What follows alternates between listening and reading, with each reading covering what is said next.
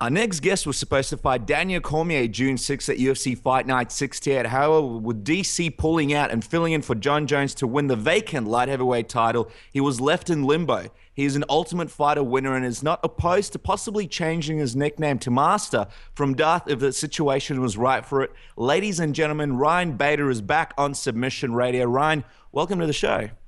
It's quite an intro. Appreciate that. Thank you. It's hopefully it's our best of 2015 now. Welcome back to the show. Let's kick off the interview the right way, Ryan. You had a meeting with Sean Payton, head coach of the New Orleans Saints, over a month ago.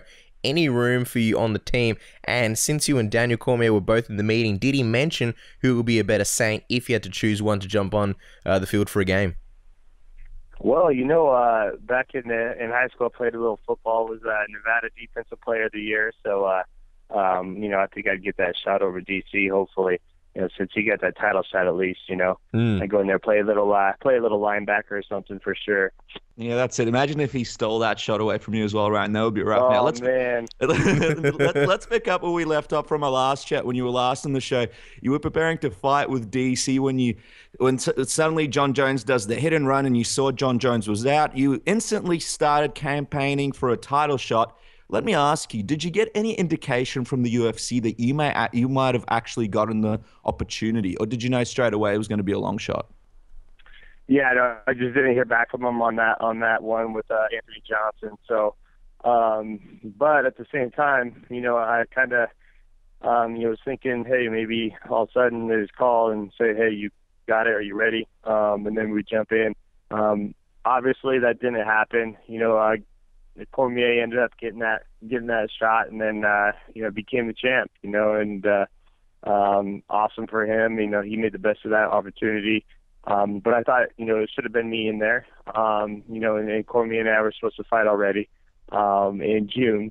So it was what it was. I'm not going to cry over it, but let's just make this fight what already was supposed to happen. Let's just make this fight with DC and I and settle it once and for all. Sure. And we know that we briefly spoke about Jon's issue last time. I think at the time it was just sort of unraveling. The hit and run obviously was a big deal, though, not only for Jon, but the UFC's light heavyweight division. What were your thoughts when you heard about this hit and run? Yeah, so I got kind of a call in that morning, and from my manager saying there's rumors around, and then I got, I was kind of campaigning to get that fight with Anthony Johnson. I was probably 4 weeks into my camp with DC, and I was feeling good and still had about 2.5 weeks left. And so, I felt like I could go in there and win that belt. And as it plays out, Jon Jones gets stripped and all that kind of stuff. And so, I think he'll be out for a little while. I do think he's going to come back at some point. He's going to have to go through these, the legal process here and figure out what's going on with that. That's going to take a while. And he might have some civil suits on him and all that kind of stuff from the person that he hit. So he's going to have to deal with that for a while. And definitely shook up the 205-pound division too. He was such a dominant champ, and and he beat a lot of tough guys all in a row, all the title defenses, and so it really opened this up. And then as you saw, DC got that fight, took it, and went out there and beat Anthony Johnson, and now he holds the belt, and now I'm next in line. And just on a side note, a lot of the casual MMA fans we speak to, you mentioned Jon Jones, and they all say, oh, look, he's not going to jail, and rich people don't go to jail. We've seen, obviously, with Floyd Mayweather and Mike Tyson that, every now and then rich people do go to jail. What do you think? Do you think that Jon Jones would actually serve time?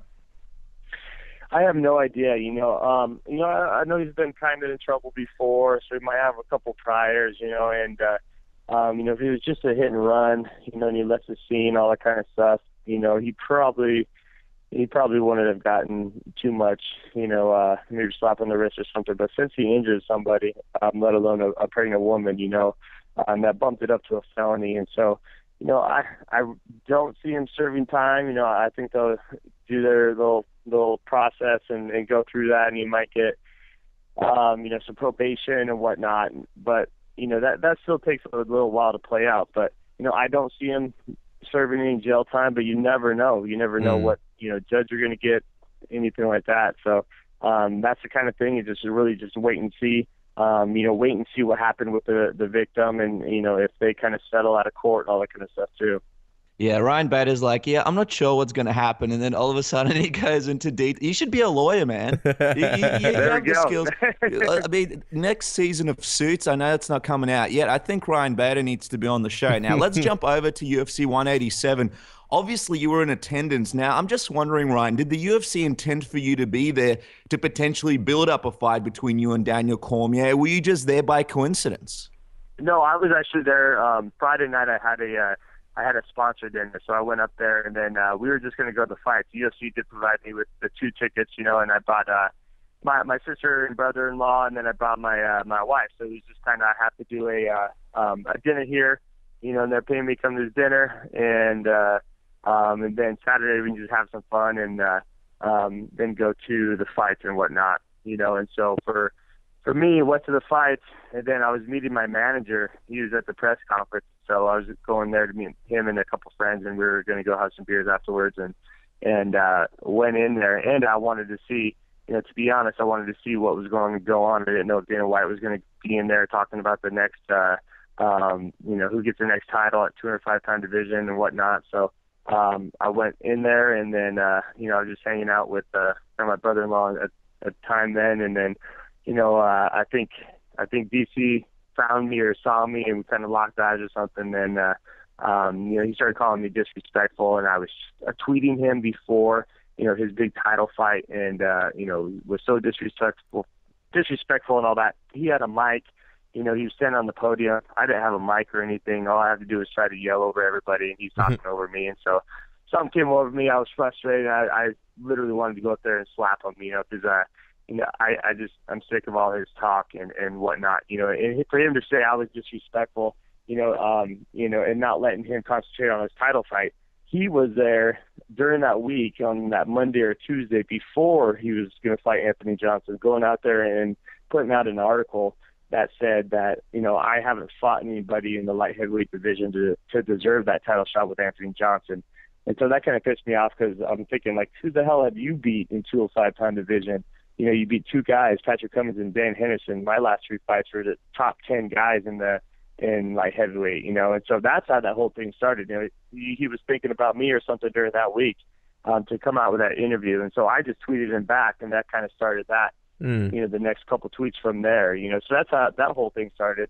And he said I was being disrespectful. I was at the press conference, and he looked at me, and then he started that again. So how am I being disrespectful from, just stepping up to him? I'm not going to sit there and let him yell at me and say that I'm the easiest fight and all that kind of stuff. So, all those little arguments are all flawed. So I don't know if he's insecure with his title or whatnot, that he's thinking about me before the fight and after, and calling out Jon Jones also. So who knows? I'll just chalk it up to his insecurities. Yeah, I love how this story started off with, I was just going to attend the fights. It's just going to be a little bit of fun. And then it escalated so quickly. I guess my question would be, when you're walking up, when you go into the stage, storming the stage, what was going through your mind? And, did you know what you were going to do? What were your plans? What was going through your mind? Were you going there to hit him? Or, if the security didn't stop you, what was going to happen? In my mind, when I was walking up there, I was like, I want to get my hands on him somehow, but walking up there, obviously the security guards and everything come up and kind of got my way and grabbed me, and then you start thinking, like, I'm not going to make a fool of myself and tip over the table or try to hit him or slap him or something. Going through my mind when I was walking up there, I wanted to slap him, but we're professionals, and he's actually been through that stuff before, and I don't want to make a fool of myself and get into that kind of conversation. So I just kind of backed off at the end there. But when he was yelling over me and, he had the mic, and nobody could hear me at all. So I decided to walk up there, and in my mind at the time, that was the right thing to do. But, it's just, I've been thinking about that guy for a long time now. I was supposed to fight him, one other time. And then I was supposed to fight him after Phil Davis was supposed to fight him in June. And we had plenty of time. We had lots of time to prepare for that fight, think about him, watch tape. So I've been thinking about him ever since the Phil Davis fight, to this day, so for that to get pulled from me, there's just all kinds of frustration and me not getting that shot, and seeing him as a champ too, and that could have been me and all that. But, that's besides the point. Now I just want to go out there and fight him. And then, the cake thing there too is that he's a champ now, and it'd be for a title. Yeah, for sure. And you say it's besides the point, Ryan, but I don't think it is. I mean, you're only 31, but you've already fought the who's who in the UFC. You've won the Ultimate Fighter. You had 16 fights in the UFC. I mean, do you feel that DC is giving you the respect that you deserve? I mean, while DC has been dominant, he's only fought a few times in your division and in the UFC so far. I mean, you just spoke about it a little bit, but tell us a bit more. Does it frustrate you at all that your accomplishments and what you've done always seem to go under the radar for some reason, while DC's been in the spotlight pretty much early on from his Strikeforce days? Yeah, it's a kind of a respect thing there too. Him coming out and saying that I'm the easiest fight in the 205-pound division and all that kind of BS. That's his MO. If that's what he thinks, then let's make this fight and let's do it. If you think I'm the easiest fight, he's sorely mistaken, but that's been his thing the whole time. He drops down to 205 pounds, and he fights Patrick Cummins and Dan Henderson, and then gets a title shot. He gets his butt whooped, and then gets gifted another title shot, and finally wins the belt. That's pretty much the easiest path that I've ever heard or ever seen anybody getting that belt, the UFC belt. So for him to say that, then by his logic, then let's do it. But I know that I can go out there. I know I can beat him. And, I haven't got the respect, especially from him. So that's why I want to go out there. That's why I want to fight him. That's why I want to prove to him and everybody else that not only do I belong in the same octagon with him, I'm going to beat him, and I deserve to have that belt around my waist. Well, yeah, I mean, that's a really good point. And you've mentioned that you were scheduled to fight Daniel almost 2 or 3 times now. Each time the fight falls apart. I mean, what do you think? Do you think he might be almost ducking you, not wanting to fight you? That's the thing with the whole Dan Henderson. When he fought Dan Henderson, he picked Dan Henderson to fight. We stepped up, and it was a short notice thing too. And then all of a sudden they're like, "Oh no, he wants to fight Dan Henderson." And so now again, I can't fault him for this one. I would have done the same thing as if anybody else would have opted to go in there and for that title shot. I get that, and that's fine. But now's the time. It's for a title now. I'm the next in line, and I need to be it. Let's talk about DC's performance against Rumble. DC beat Anthony Rumble Johnson. He choked him out. What did you think of his performance? I thought it was a gritty performance. He went out there and took a couple good shots from Anthony Johnson, and then did what he does best. DC's not great at really one thing. He's good at going out there. He was making Anthony Johnson carry his weight. He's making him, every time Anthony got up, he was making him, tired and dragging on him, and eventually to the point where, he could sink in a choke, and that's probably, if there's a weak point in Anthony Johnson's game, it's that. Otherwise he's a beast. You saw him come out there to throw heavy shots and put DC on his ass and make him do a 360 on the ground, and he hits hard. But it was a good game plan. That's I tweeted out before. That's how I thought that fight was going to go. I thought DC was going to grind him down a little bit and eventually put him away. And so I can't fault him for that. He went out there and executed a game plan against that guy that's been rolling through people in the first round, and so if I was to fight AJ, that would be the same deal. Yeah, well, Anthony Johnson seemed to load up on his punches early and swing for the fences. Is anything that you took away from his performance and learned from and how to fight DC from this fight? Yeah, well, the thing about DC is he's going to get hit. When you're in a fight with him, he takes punches, he walks forward, he tries to get, in the clinch there, whether he's throwing uppercuts and right hands or if he's trying to get in that over-under clinch and take you down.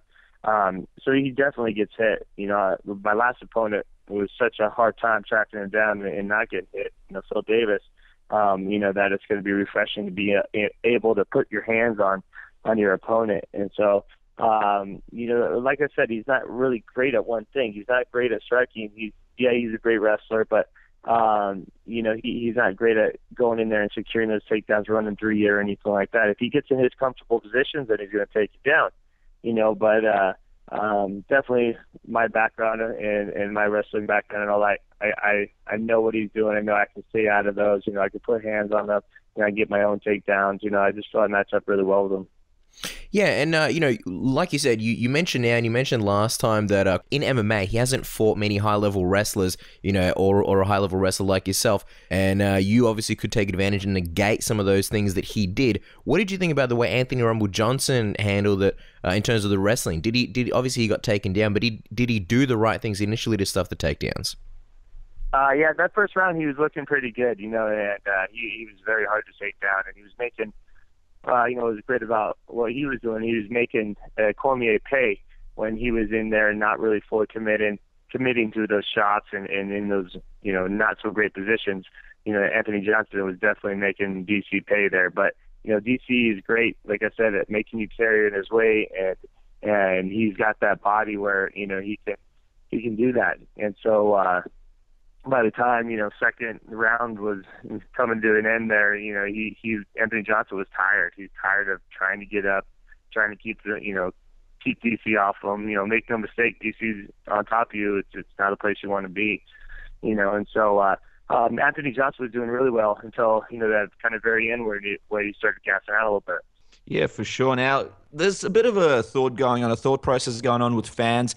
Even though Jon Jones is gone, people are still considering him the real light heavyweight champion as opposed to Daniel Cormier. A lot of people are. What's your point of view on the matter? Do you think that it lessens the worth of the belt, considering that Jones was never beaten for it, and also that he beat DC in his last fight? Yeah, I kind of do. I have two thought processes on this whole situation. The first is, everybody in the 205-pound division, we didn't get together and cast Jon Jones out because he was dominating or anything like that. He put himself in this position, and so we're just making the best of what we have. What else can we do? We can't sign a petition and say, hey, we want Jon Jones back, because this belt doesn't feel right. So we just carry on, business as usual, and our main goals is to fight those fights in front of us, win those fights, and ultimate goal is to have that belt around your waist. So we're doing what we, want and have striving to do since, we were wrestling as little kids and whatnot. On the other side of that, it does feel like a consolation prize. And same deal, if I go in there, beat DC, and I have that belt, I still know there's somebody out there that never really lost the belt. It was kind of taken from him. And so, until Jon Jones comes back and, that belt holder, fights him and beats him, then I would say you're the real champ. But, this belt definitely would make you feel like it's a consolation prize for sure. If I had it, if DC has it, or anybody really in the division. Appreciate the honesty. Now, DC was on the MMA Hour just this past episode, and he said, I think after I beat Ryan Bader, he should have to get beat up by Anthony Johnson for being so disrespectful to Anthony Johnson, because he was acting as if I beat Anthony before we even fought. What do you think about those comments? Yeah, I think they're a bunch of BS. I never was disrespectful to Anthony Johnson at all. Like going back to what I was saying before the fight, DC is the one that came out there and did that interview and saying I haven't beat anybody. I was just responding to that interview, and that's it. I sent out a tweet before the fight who I thought was going to win, and that was it. I thought DC was going to go out there, it was going to be a tough couple first rounds, and then DC would take control, and that's what happened. And so I was no way at all disrespecting Anthony Johnson. I was just going at Cormier after that interview, and that's what he's saying. I was disrespectful to DC also. It's ridiculous. What do you think he's so... I mean, sometimes he sounds like he wants to fight you, but in these kinds of comments, it sounds like he's trying to divert it all to you versus Anthony Johnson. What do you think he's so determined on sort of not getting this fight together? I think he talks so much that he gets everything... It's a tangled web. He doesn't remember what he said in the last interview, and he can't shut his mouth. So everything... He just keeps spewing out crap, and then, when you call him on something, it's a whole nother story, So He wants to fight me. He wants to shut my mouth. He wants this, and then he thinks I should fight him, and then he wants to fight Jon Jones. But Jon Jones is going to be gone for a while, so he'll fight me again. So who knows? I have no clue what he's doing. Now, we read that you were on the Three Amigos podcast recently and mentioned that you and mutual friends have noticed that Daniel Cormier has changed. Can you elaborate a bit on that? Is there a side of DC that fans haven't seen that doesn't show whilst, in a public persona?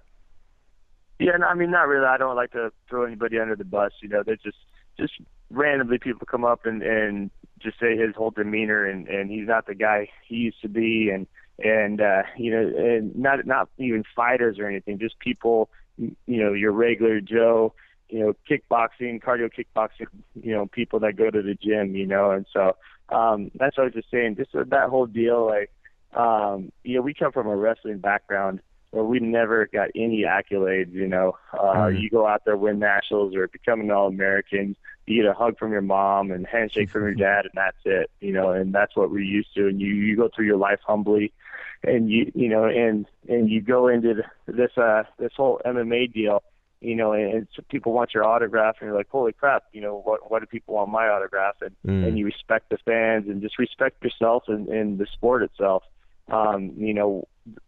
That's what people love about MMA. They love that there's no real divas, and we're all accessible, and they can come up and shake your hand and take a picture. And 99% of the fighters are like that. I just don't want to see Cormier or any other fighters start taking that diva route. And so like you saw right when he came to the press conference, he goes, address me as champ, and he could be kind of joking around here and there, but I've been around him, and I can just see that just piling on, and pretty soon he's going to be a full-blown diva. Yeah, for sure. And I'm just going to digress for 1 second. You mentioned about hugs from your mum. It just reminded me of something, Ryan. UFC 110, me and Casper were in Sydney. We were lining up to go into the weigh-ins. This is before we obviously became broadcasters and joined SB Nation. And we had a lovely lady in front of us, older lady. We got talking to her. It was a bit weird that she was there in front of us. Got talking to her, and we were like, who are you there to go watch? It was early in the morning, and she said, I'm here to watch Ryan Bader. Turns out it was your grandmother lining up in front of us at the weigh-in line. So we're hanging out with your grandmother talking MMA for like half an hour. How about that? That's great. Yeah, she could. They flew all the way down to Australia. I've always had a supportive family. They used to come and watch me. My parents, my grandparents, when I was wrestling in California. And then they came all the way down to Australia. And when I first started fighting, I got out of wrestling and I was kind of fighting. My grandma called me and she's like, "What are you doing now? Why would you want to do that? Blah blah blah. Mess up your face. Why you want to hurt people and you can get hurt." And then fast forward 2 years later, she's calling me, and she's like, "Oh, have you seen that fight last night? That was awesome." I'm like, "What fight are you talking about?" Little did I know she's watching, like, the old replays of UFC and all that. And then she was taking pictures with Rampage down there in Australia and everything. It's funny. They're full-blown fans now, and that's how we're seeing the sport, progress. You're seeing different demographics, started enjoying it. And it's crazy, the people that come up, you would not think that they would even remotely be MMA fans, and they know you and they know who fought last week and all that. It's definitely a cool thing to see. Yeah, no, and your grandma's super cool. I was just surprised that the UFC made a line up early in the morning to go see you at the weigh-ins. I thought they'd just lead her in. But anyway, let's get back to this. This title shot with Daniel Cormier, tell us, has the UFC or Dana White given you any indication since the post-fight press conference as to whether you'll be the next to fight Daniel Cormier? Have you gotten a call from Dana White, any texts, emails to your manager? Have they given you guys any kind of communication to say that we might be going with Ryan Bader next? Not yet. We've heard some rumblings here and there, and they all sound good, but we haven't got an official word. And, so for me, I'm acting and training like, I have it, and DC is my opponent. If you look right now at what's going on in this division, it's only me right now. Everybody else is coming off losses. I went over this with you guys the last fight. I'm ranked third right now. Only people ahead of me are Anthony Johnson, Gustafson, who's hurt and just came off a KO loss to Anthony Johnson. And then you have the champ, Daniel Cormier. And we were supposed to fight already. 4 wins in a row.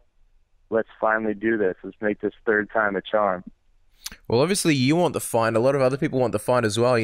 Have you been doing anything behind the scenes? A lot of guys like to blow up Dana White's phone. Have you been campaigning for that shot? Have you been trying to call him and email him and message him all day long to see if you can, get a bite? Yeah, we have we're trying to talk to the UFC and really just figure out what's going on. I know they'll kind of want to see what's going on with Jon Jones, but he's not going to be back anytime soon. So, we're getting after everybody that we can. Joe Silva, Dana White, Lorenzo, everybody. So, it sucks kind of being in the dark, and you know how these things go. If you look at the whole, Rockhold and Jacare situation, also, those two have no idea. Kind of in the same boat here. It sucks, but I'm definitely optimistic, and I'm, looking forward to that day when I get that phone call and they say, "Hey, Bader, you're next." That's going to be just a very amazing feeling, and I'm going to be excited. And I told other people, if I have that shot, I'm going to go in there and I'm going to put on an exciting fight, because I've never really had any animosity towards anybody else. I was fired up. I was fired up after the press conference. I was in my room shadow boxing, thinking about going for a run because I couldn't calm down, and I guarantee the fans in the UFC it'll be a super exciting fight, and I'll go in there and I'll go beat Cormier convincingly. And just before we ask you to sort of break down the fight a little bit, I'm curious, after the whole security came in and sort of, I guess, separated you and DC, what happened after that? Like, were you let out or did you sit back down? What happened? Where'd you go? The head of security for UFC kind of took me back. He's like, "Hey, let's just go wait over here in the back, whatever." And I said, "Hey, Tom, I'll just leave. Don't worry about it." So I was on my way out, and then Hawani grabbed me for an interview outside the kind of hallway right there, and then just kind of left and just met with my wife and all them back there, and kind of just said, "Hey, you never believe what happened." Yeah, of course. And hopefully they didn't stop you from having those little hamburger privileges. I know they got the delicious food in the back there, so hopefully you got your hands on some of that. I did. I didn't even get my hands on some of that. The little hamburgers. That's the real crime of the day. This is what the headlines should be about. Ryan Bader misses out on delicious little hamburgers. Just wondering, you mentioned you got kicked out. Yeah, unbelievable. It's like you think the security would grab a couple of hamburgers for the road for you, but give me a doggy bag at least, huh? Yeah, it's just first your grandmother lines up for the 110 weigh, and now no little hamburgers. Things are just unbelievable over there at the UFC. But look, you mentioned that you were doing a bit of shadow boxing in your room. You were pumped up after the fight, and obviously you're a chilled out guy. Usually you don't have much animosity towards your opponents. Do you think at all this could be a negative for you, where you go into the octagon and you fight with your emotions? Do you think this might actually detract from your performance in the octagon? I don't think so.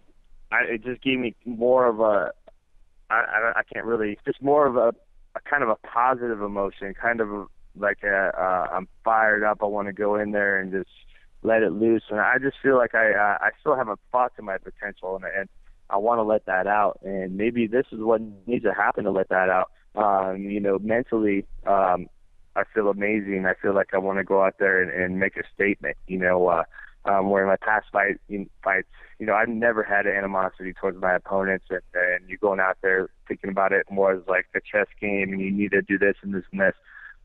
This one, it's almost rage, but controlled rage. And I've been through this game. Been through so many fights and training that I know how to control that, and I wouldn't let that be a negative thing at all. Yeah, controlled rage. You like the sound of that. Now, let's get a quick breakdown from you. Let's talk about the matchup. Before you were on the show and you said that you wanted to knock him out, how would you see the fight go now if you get your chance to get your hands on him? Yeah, I just need to be mobile. I need to use more footwork, and like I said, you can hit him. He stands in front of you. He kind of has an upright stance. It's a very, very narrow stance, and you definitely put your hands on him. And I believe that's what I'm going to do, and I'm going to mix up my wrestling.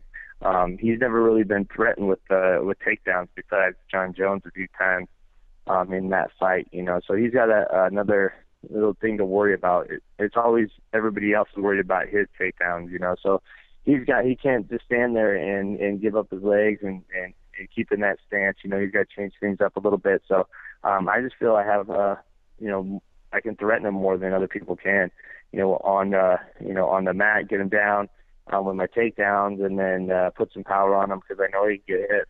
Absolutely. No, I mean, that's a great analysis, and we're excited for the fight to happen. Now, Ryan, to wrap up the interview, we're going to do what's known as a submission radio tap-out round. You've done one before. You've survived one before. We've got another one all set for you. It's a bunch of fun. If you don't remember, it's the first thing that comes to your mind when we throw some fun questions at you, okay? Okay. Yep. All right. So the first one, what was the scoop that Luke Rockhold gave you when he came down to Power MMA a few months ago to visit you? He gave me all of his training, his you know, what I should be working on. He gave me his diet, how he can't stay on his diet. You get him in the fourth round and he'll break, all that kind of good stuff. Any dating site advice? I mean, any dating show advice? Because he was on that dating show. Millionaire Matchmaker. Yeah, he told me to not ask if the girl spits or swallows. I love how that's the first thing that everybody goes to. Off, so. All right, what's the Ryan Bader movie of the year so far? Movie of the year? Man, I have 3 kids. There's no way I've been to a movie in the last 2 to 3 years. I can't remember the last one. Now, speaking of movies, Ryan, this whole Darth Vader nickname, is this just a gimmick or are you a legit Star Wars fanatic? You know, people get pissed at me because I have Darth as my nickname, but I obviously didn't choose that. People come up to me all the time and ask me about Star Wars questions. I have no clue. You know, obviously it rhymes with my name. Is given to me back in college, and like I said, it's better than Master Vader, and so I took the first one they were given to me that wasn't Master. Is it really better though? Is it, Ryan? I don't know. Now, you know, back when I was 23 years old and I cared about my image going forward and all that. Yeah, but now I really don't care. So Master would probably be better. They say change is as good as holidays, so think about that one. Now, do you guys ever do your best Mad Max impressions when you ride around in your sand buggies? A little bit. You know, it gets hairy sometimes, and I was at the sand dunes with my wife, actually, and I had a new 2-seater Razor, and all of a sudden, my Razor wasn't performing like it should, and I had no brakes all of a sudden, and we went over this jump, and it stopped, and all of a sudden we were engulfed in flames, and my wife was screaming, couldn't get out of her harness. I had to get her out of her harness. I got out. We ran 50 feet away, and the thing was a fireball. The gas tank went up, and what was left was just the frame of it. This was in March, this last March. It was a scary little deal. Something happened where we were running hot, and it started to fire on the plastic, and then it just went up in flames, and we didn't know. We were on fire for about half a mile. Whoa. So, yeah, I do a Mad Max impression every once in a while. Yeah, we didn't expect that story. I'm just curious, when the buggy blew up, did you turn around? Did you look behind? Or did you just run off and not even look at the explosion? We ran and we turned around. And if you guys give me a number, you text me a number, I'll send you the pics of it. Oh, yeah, we'll give you now. Now, that would have made a nice UFC countdown. Now, DC is all about the cake and chicken. What's Ryan Bader all about? I'm about the tacos and burritos. That's one thing. If my whole cheat meal is, I live in Arizona, which is, outside of Mexico. It's the best place to get, taco or burrito. And McDonald's here is Filiberto's and Los Favoritos and all, anything that ends with an O here. So for me, I'll go to a place and I can't just have, a burrito or something. I got to get a burrito. I got to get 2 crispy tacos and a soft taco. And then I feel like crap after and I regret it. And then I go back the next day and I do the same thing. So it's a slippery slope, but, I don't eat that way in training camp. So I just crave it when I am, though. Yeah, you and us both, right? We love Mexican food. It's the same ingredients wrapped differently, but it's all good. Exactly. Ryan, is there 4 ingredients and that's it. Yeah, sour cream, some kind of meat, and cheese, and basically that. Is there an acceptable time to wear sunglasses at night or inside a nightclub? I don't think so. I'm just thinking if he has like a couple black eyes after a fight or something. But I think having some black eyes and just rocking it with no sunglasses is way less douchier. I can't take anybody seriously that wears sunglasses at night or in a club. Yeah, it's a big Vin Diesel move. Now, Ryan, what do butterflies feel in their stomach when they're in love? Ooh, I don't know. Ladybugs, maybe? What was the answer? Ladybugs? Ladybugs. That's a good one. Most men would have been stumped. I'm glad you came up with something because we had absolutely no idea. Now, one of the last few questions. As a hairy man's man, what are your thoughts about guys who only shave the top of their chest or the top of their shoulders? I mean, who are they fooling, right? Yeah, you should see, a couple of hairs on my shoulders. They're about, when you unravel them, they're probably about 6 inches long. My wife comes around every once in a while. She's like, "Are you serious? Look at that hair on your shoulder."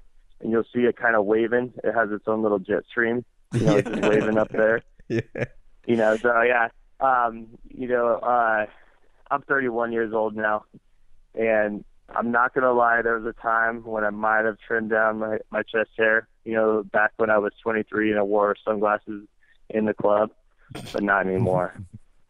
Now, Ryan, one of the last questions here. We saw that you got a cool new knife as a gift on Instagram a couple of months back, and we instantly think that you've become a knife master since, being able to do things with it normal men could only dream of. So the next three scenarios, which one are you most likely to achieve with your trusty knife? So we're going to go through these next three scenarios and you choose the most likely one. Okay. So the first one, you find yourself stuck on a desert island with hundreds of people as your plane crashed and you're left stranded. A woman is crying, her kids are hungry, there's an elderly man dehydrated, no resources have been salvaged. But wait, Ryan Bader says, "I have my trusty pocket knife." You pull out your knife and create a water pump and a vegetable harvest with 2 palm tree leaves, a rubber hose, and a CD cover of John Denver's greatest hits from the 2004 edition. All right, so that's the first scenario there, okay? These are all the realistic ones we could come up with. Now, scenario number 2, you're in an elevator with 20 people coming back from an illustrious shindig featuring a cheese plate with 3 types of cheeses and cabana. The elevator stops when an evil, half-German, half-Russian man who sounds like the Iceland coach from Mighty Ducks 2 tells everybody over the speaker that the building has now been taken over by a team of international spies, and the elevator will fall to everyone's fiery deaths. A mother cries, an old man is dehydrated, and there's no hope until until Ryan Bader pulls out his trusty pocket knife. Using an upper class lady's wig and a tuxedo jacket, you build a new elevator that takes everybody to safety. Ryan Bader 1, terrorist 0. Okay, Ryan? So that's the second scenario. Okay, and the final one, and this is the toughest one. The most difficult scenario of them all. Your girlfriend tries to open a can of pickles, but the ring up the top breaks. You bring out your trusty pocket knife to open the can, providing pickles for your entire family for the entire duration of the day. Which scenario do you think is most likely, Ryan? Probably, I would think number 2. It sounds like Die Hard and all that, but realistically, I'd probably have to go with number 3 because I'm pretty sure that happened within this last week. So anytime I can flip that switchblade out and pretend like I'm needed with it, I'll do that. So realistically, number 3. So it looks like these ridiculous scenarios weren't actually that ridiculous after all. Now, the final question we promised, Ryan, what's the official prediction? We can't let you go without official prediction. How are you beating Daniel Cormier, assuming you get that fight next? I'm going to stop him. I hate doing predictions. I hate doing, it's so hard. You never know. People ask you, "Well, what round are you doing?